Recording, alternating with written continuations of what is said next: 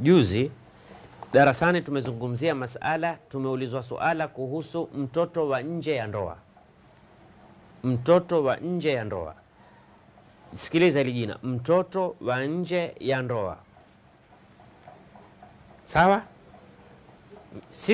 Mimi katika kujibu nikasema mwana haramu. Watu wamekuwa wakali, kwa nini kusema mwana haramu? Na mwana haramu mpaka mmoja akaja kwa kutaka kutoa istishhadi akasema, angalia Qur'ani imemuita vipi? Waladu zina. Hebu ndugu yangu kwa mkweli,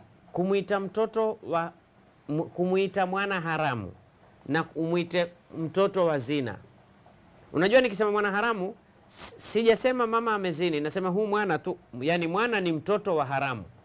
Kwa sababu sisi tunao vitu vili. Kuna mwenye mtoto anayebaba yoyote umuuliza fulani ule mwana halali halisi, kinyume yake mwana haramu. Hakuna kinyume cha halali la haramu. Sasa unaposema mwana haramu si tusi kwa yule mtoto, ni taarifa. Unajua kuna taarifa si tusi. Wakati ninaposema mjuzi na mjinga haimaanishi mimi nimemtusi. Asokuwa mjuzi ni mjinga, sijatukana, ni maelezo. Huyu ni mjuzi, huyu ni mjinga, huyu ni msomi, huyu si msomi. Lazima kuwe na taarifa. Taarifa si tusi. Ile taarifa ikiwa utaiongezea matusi. Sasa ninaposema mwana haramu na maanisha ni mtoto alozaliwa nje ya ndoa. Ili jina ni refu. Ukiingia katika vitabu vya fikihi vyote vinasema waladu zina, mtoto wa zina. Njoo na huyu mtoto wa tunaimuita sisi kama waamu mwana haramu, hebu muite mwambie wewe mtoto wa zina. Hakubali. Anaona umemtukana vibaya kumuita mtoto wa zina, manake umesema mamake amezini. Kinyume nikimuita mwana haramu hainipeleki katika ubongo kufikiria mamake amefanya kitu fulani.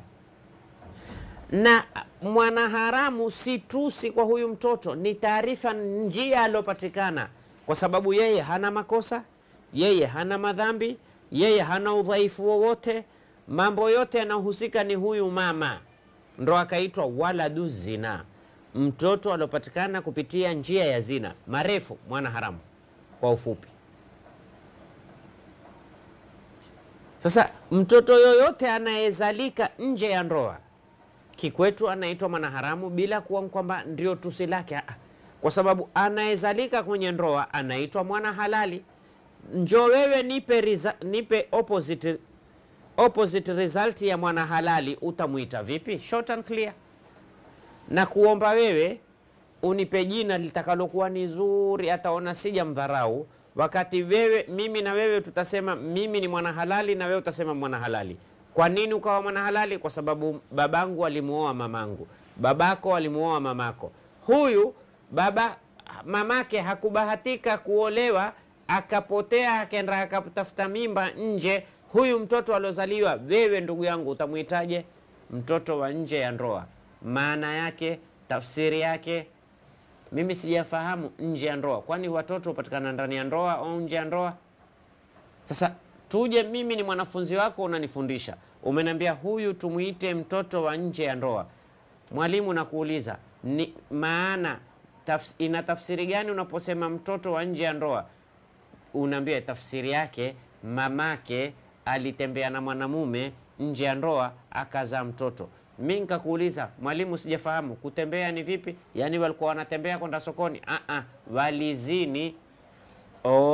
Alizini na mwanamume. Kuzini natija yake ni nini? Ni halali, ni haramu? Ni haramu. Mtoto alopata katika natija ya haramu huwa ni nani? Ni wa haramu. Kwa hiyo huyu mtoto ni mwana haramu. Ila wewe muite utakavyo, elewa tu hili ni jina. Kama yule mzinzi mnamuita mzinzi, kwa nini tusiseme anayetembea nje tu? Angalia, wengine wamemuita malaya, ni anayejiuza. Lakini anayetembea nje, wengine wamuita hawara, wengine wakamuita mzinzi.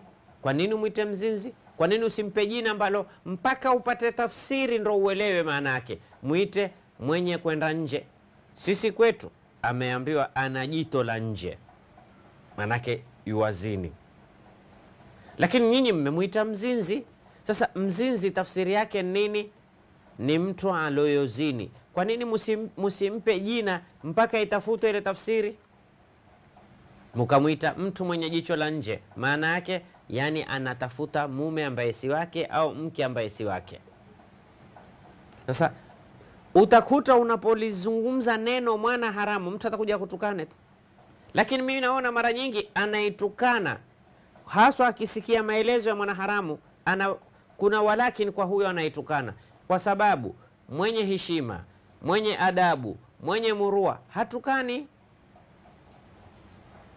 Wakati mtu anapokutukana, usipomjibu umefahamisha jamii kuwa mimi walonilea hawakunifundisha kutukana, na yule alotukana tatizo hakufundishwa na wazazi wake kwamba kutukana ni jambo baya. Wazazi wake walimwacha wakamwambia tukana. Sasa yeye hana heshima na wazazi wake hana heshima, au wazazi walimfundisha heshima lakini yeye alichagua kutokuwa na heshima atukane watu, wa ila mwenye heshima hawezi kumtukana mtu. Kwa hiyo ndugu zangu Waislamu, makusudio haya maneno, tusiwe haraka tukana. Tusipende. Unapotukana unachukua dhambi za mwenzako, unapotukana unamsambazia mwenzako mema kama unayo hayo mema.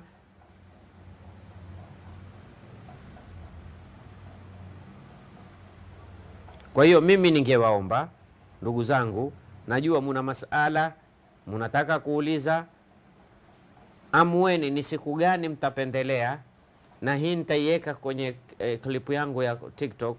Mwataka siku gani? Chagueni baina ya Jumamosi, munipe na time ambao kwamba mwaona, tuweke kipindi cha uhuru, mtu aulize atakacho. Yule atakaye kupata nafasi ya kumjibu tutamjibu, yule ambaye hatukupata nafasi atasubiri kipindi kingine. Jumamosi, Jumatano, hizo siku mbili nimewapa, chagueni. Mwenyezi Mungu atupe kila la khairi, atuepushe kila la shari, atujalie min alladhina yastami'una alqawla fayattabi'una ahsana. Wassalamu alaikum wa rahmatullahi wa barakatuh.